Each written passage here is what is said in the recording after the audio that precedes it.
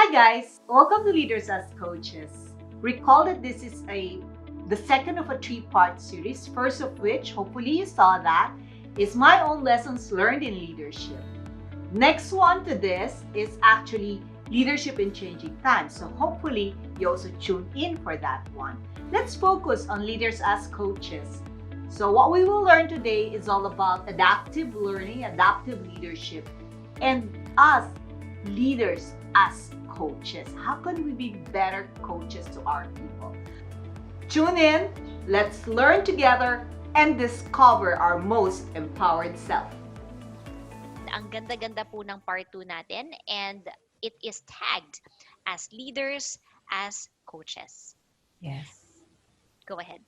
Thank you, JV. And how can I emerge to be a better leader to my people? No?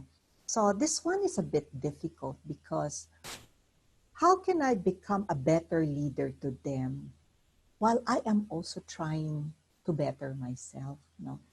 So leaders as coaches, no?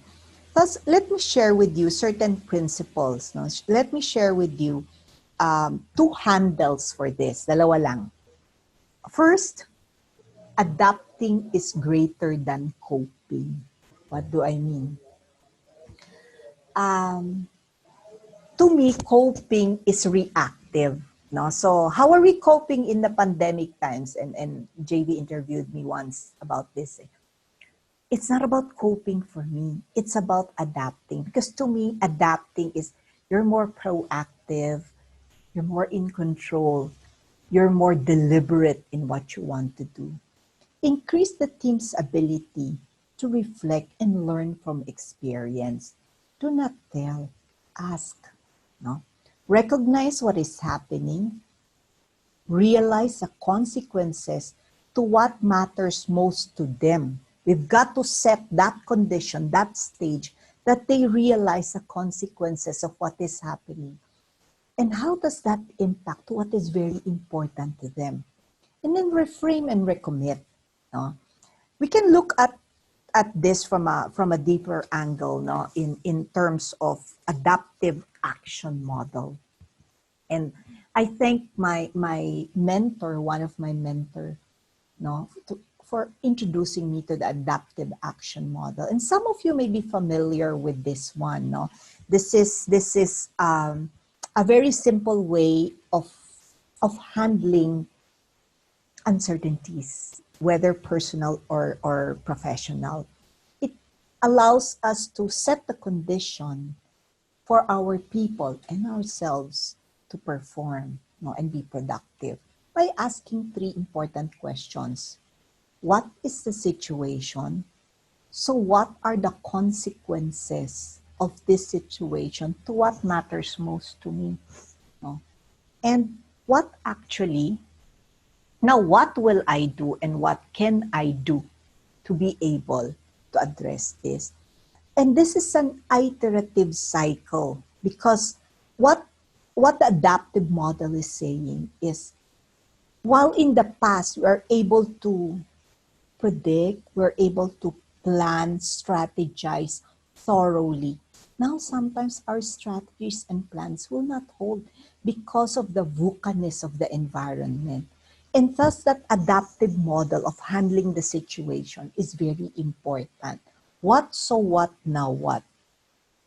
The big question there would be, if this is how things are, is there any possibility for me to get lost? Kasi what, so what, now what? And then my answer to the now what, assuming that I have done it, becomes my new what. No? Is there any possibility for me to get lost? None. So the quick answer there is no. As long as we are clear about our vision and our goal. No? That is the important thing in adaptive action modeling. No? As long as we know our true north, we know what is so important for us, then what, so what, now what allows us to move and quickly adapt, iterate, test and learn in a changing situation. Let's look at the second handle. We do have a second handle. If adapting, we said earlier, is greater than coping, what I'm saying here is coaching is greater than advising. It's never an or. Okay. Whether that is coaching or advising for leaders like you guys, active listening and attending to the person is very important. Our nonverbals, as we know very well as HR practitioners and as leaders, actually speaks louder than what comes out of our mouth. No? Active listening would be very important. The second is know your intent. Know your intent as a leader. No? Am I leading this person for speed or am I aiming for sustainability? Am I leading him to take action quickly or do I want him to learn how to take accountability? The last is, am I here to transfer the learning or am I here to transform this person? No. So, to me, if you would ask me, and this is a personal point of view, coaching is empowering and it builds leaders. So personally, I really have bias for coaching. The question here is this. Sometimes, because you are looked up to by your one downs, sometimes they would ask for advice because you're a subject matter expert, because you have more experience, and because they respect you. And that's normal. So, is there a technique in moving from advising to coaching? The answer is yes. No. So sometimes an advice, we can turn it into coaching so that the person continues to be accountable, so that the person sustains it and becomes transformative. For example, if they seek for your advice, no, this is my situation, boss. What do you think? And yung common, that's the most common answer. What do you think, boss? That is the subtlest way that you are now leading, or your coachee or your one down is now leading you into advise me, think for me, and without saying it that way.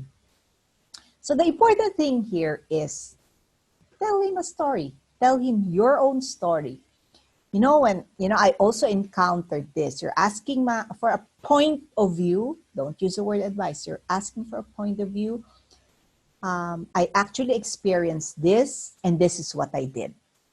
Now, this is where the pivot comes in.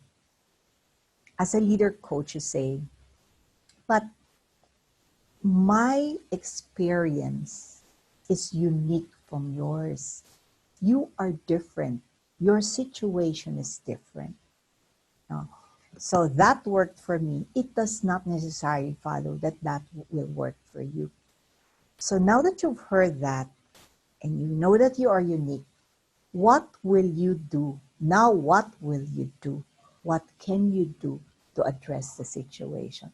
So if you've noticed, you've pivoted as a specific advice conversation into a coaching conversation wherein you brought back to the person the accountability to take action and decide for that action, so sustain that action and eventually transform himself into a better person, or if he's also a people manager, a better leader.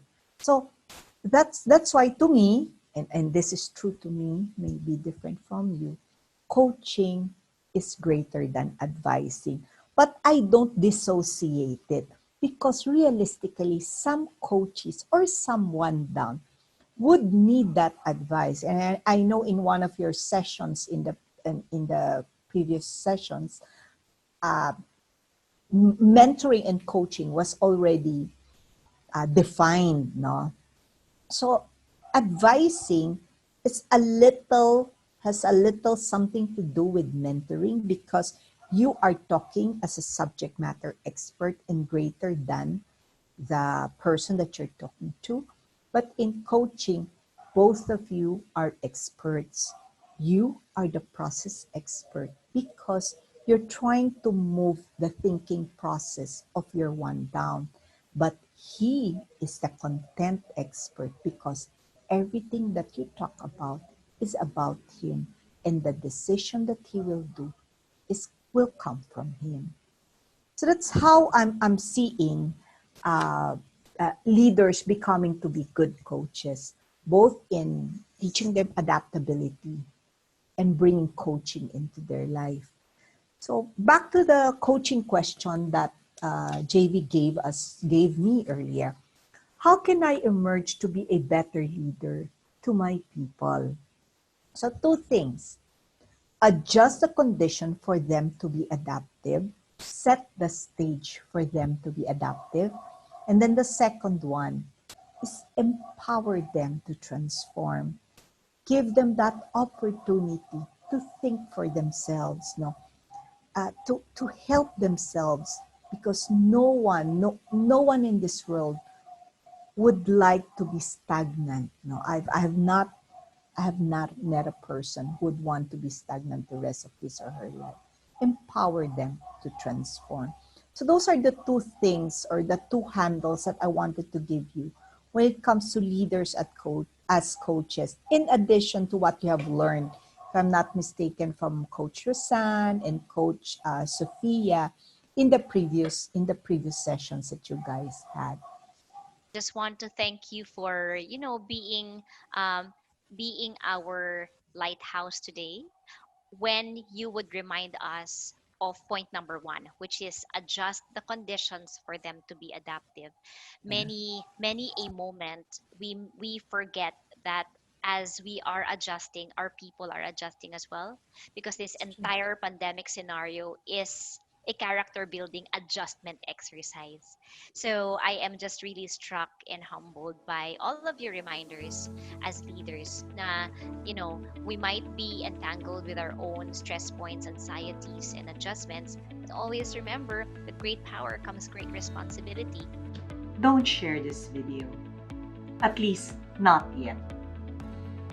If you truly find value and you learned something from it, just identify one leader who can benefit from it. No? Share it with this leader. Put your personal note. And in so doing, join me as we develop and build a community of better leaders for the next generation to come. Thank you, everyone.